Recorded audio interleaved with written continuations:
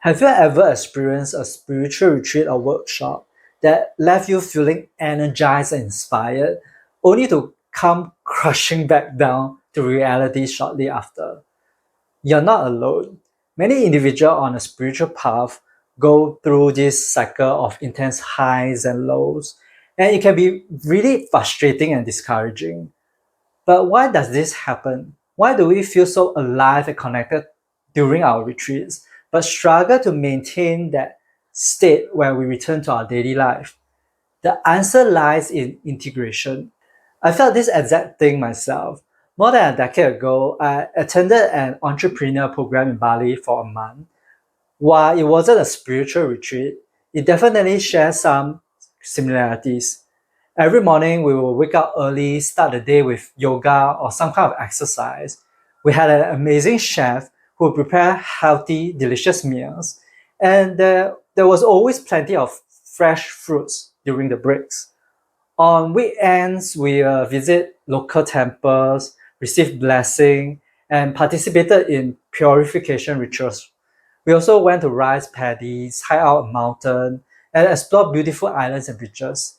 It was such a grounding experience, surrounded by positive, like-minded people, and the locals were very friendly. If you have been to Bali, you will know that it has this magical energy. Everything feels slower, more peaceful, and deeply connected to nature. And I got to immerse myself in a simple, beautiful way of life. But when I returned to Singapore, the moment I stepped off the plane, I could feel the energy shift. Everyone was rushing to their next destination. I realized I was back to this fast paced, materialistic lifestyle, and it gave me anxieties. It was such a stark contrast to the peace I've been living in Bali. For the next few weeks, I tried to hold on to some of the good habits I picked up in Bali, like yoga, eating healthy, or waking up early. But after a while, I just slipped back into my old routines and started feeling really low. I got to that point that I felt depressed and I ended up feeling worse than before the retreat. Looking back, I realized it was the energy shift between the two places that threw me off. Bali was so slow, grounding, and calm that returning to Singapore's fast paced, efficient environment felt overwhelming all of a sudden. And it's not like I don't like Singapore. I actually love living here. The efficiency and convenience of city life are amazing, and I'll never take it for granted. But it's like driving at two different speeds on the highway. Switching from the fast lane to the slow lane is easier. At first, it might feel weird. Your mind might get restless, but eventually you'll settle in and start enjoying the simplicity. But going back to the high speed highway, that's a whole different story. Your slow moving car struggle to keep up. You can't just jump into the fast lane. You'll crash into the fast moving traffic. That's exactly how I felt transitioning back to life in Singapore after a month in Bali. It's not easy to bring those peaceful vibe and those slow living habits I gained from a place like Bali into a fast-paced city like Singapore. At the retreat, I have gotten used to a higher, more expensive frequency. Suddenly returning to the denser, lower frequency of daily life gave me a reality shock.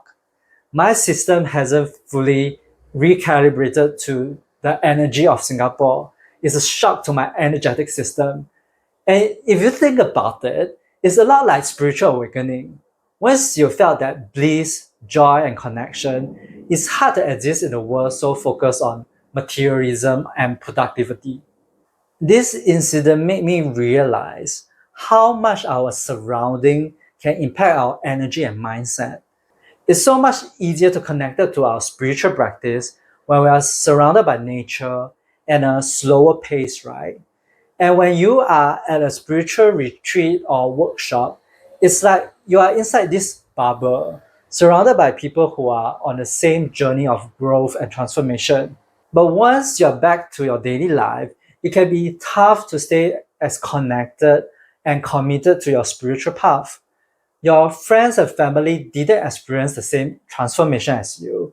They won't get you or understand your need to change. They don't know why you suddenly need to meditate in the morning when there are chores to do at home. And you might get triggered by their lack of understanding. You want to grow and transform to your higher self, but they see you as the same person before your spiritual retreat. You want to expand and raise your vibration, but it feels like they are constantly pulling you back down to their reality. And it's not because they have bad intention, it's because living in a fast paced, materialistic city is another bubble. Bali is a bubble, Singapore is also a bubble. When you are in a particular environment, you are influenced by the culture and the societal expectation of how you should be. You are like a fish living in a tank.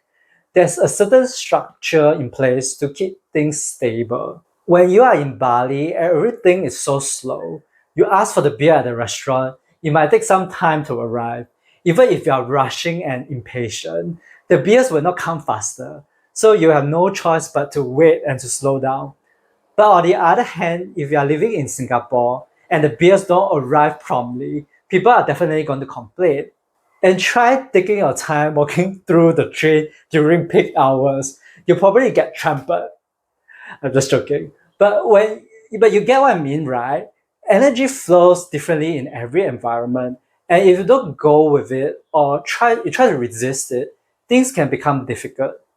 But that's not the only reason. When you are in a spiritual retreat, you are in this controlled environment where there are no distraction, limited phone use, no work, no family obligation, no external demands. All you need to do is to focus on your spiritual practice and connect inwards. Of course, it's easier to stay in a high vibration. But once you're back, that's when the real test starts. All those emotion and issue you put on pause during your spiritual retreat starts creeping back in. Maybe it's stress from work, old relationship patterns, or even just being glued to your phone again. Suddenly all those negative feelings and bad habits come rushing back. The triggers you escape during the retreat, they are waiting for you back at home.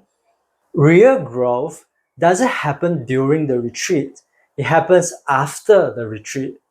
A spiritual retreat is just a starting point. It activates a change and kick off your transformation. But the real work is figuring out how to bring those lessons into your everyday life. If you go into a retreat expecting permanent enlightenment or endless bliss, then you're setting yourself up for disappointment.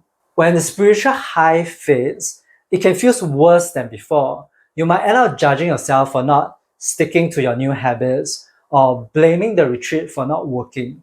So, what can you do? First, adjust your expectation. Don't expect a spiritual retreat to magically solve all your problems.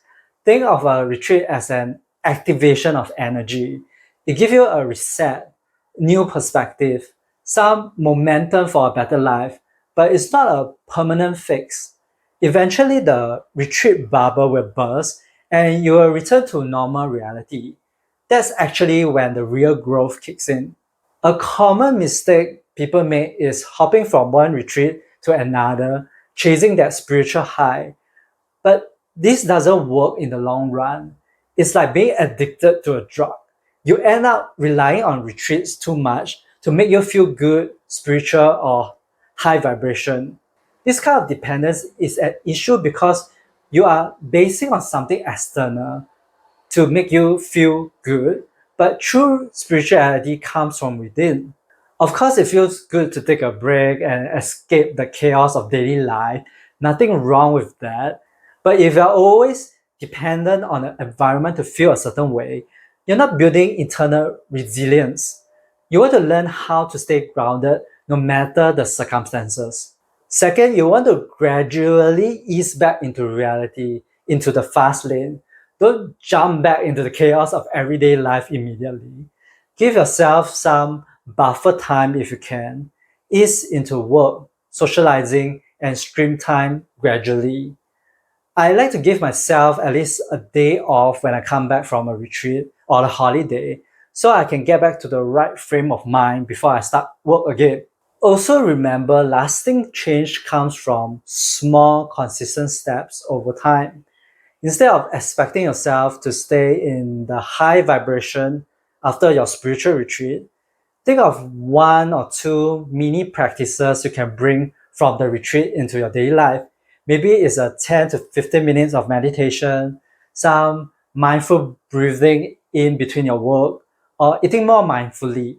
Setting aside a little time each day to get grounded and connect with what you felt in the retreat and remember those feelings. The main thing is to be kind to yourself. If you feel low after the spiritual high in your retreat, it's normal. Don't beat yourself up about it. The emotional low may be what you need for the next part of your journey. For example, after a month in Bali, I realized there were so many things I haven't noticed before. I realized there was a part of me that was still holding on to the shame and the low self-esteem I experienced as a kid, and I needed to work on it. And that's the whole point of a retreat. It brings things up for you to process later. Think of it like a homework from the retreat. You raise your vibration during the retreat, and anything that's not aligned with the high vibration will be brought to light when you go back to your daily life. It's just showing you the disparity, the gap between where you are right now and who you truly are. It's not like there's something wrong with you or you did something wrong. It's just part of the process when the retreat bubble bursts. So be patient and compassionate with yourself. Give yourself the time to grow slowly, step by step. That's where the magic truly happens. But you don't even need a spiritual retreat to experience this kind of growth. Even a solo trip can help you reconnect with yourself and get in touch with your spirit. Check out this next video to learn more.